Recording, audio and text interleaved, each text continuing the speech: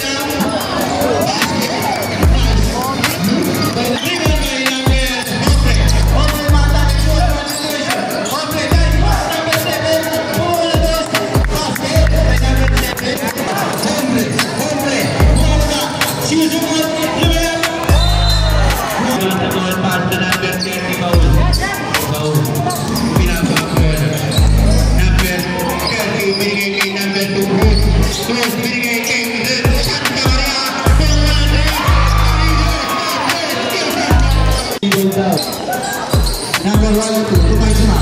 Mighty Mac, dumidiskarte. Isinubulong bola. Basket by Mighty Mac.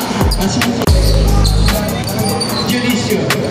Junicio, pinigay kay number 10. Rabanal. Sinubulong dos. Basket kay Rabanal. Marquez sinatake.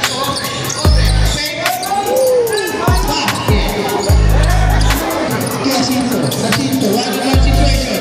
Dinaya. In favor of Julius. Remaining 2 minutes and 50 seconds in the third quarter. Bernada. Kumukulit ko sa gilid. Malinis na to.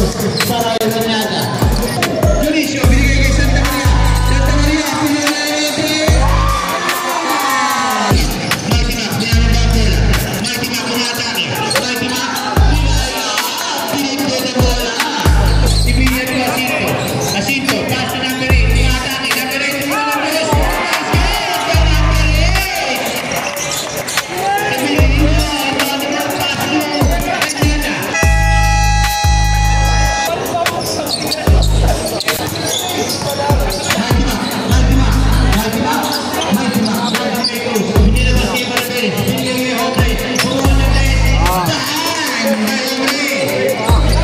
Number 30, ball, binigay kay number 23, binigay kay ball, subuhan na 3, ball, wala ang narito ni Hombre, pass break to number 3, kay number 29, Yames.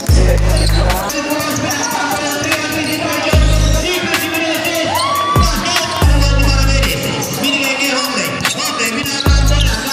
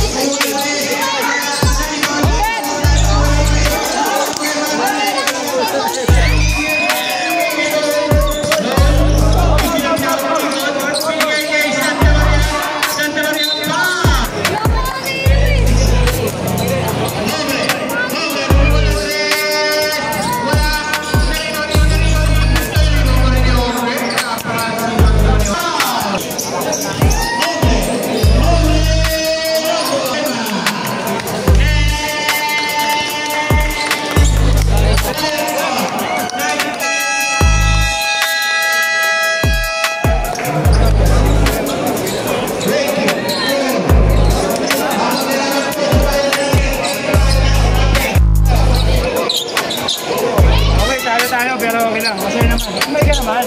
Okay lang yan. May experience. Pumasok si Papa, kinabahan.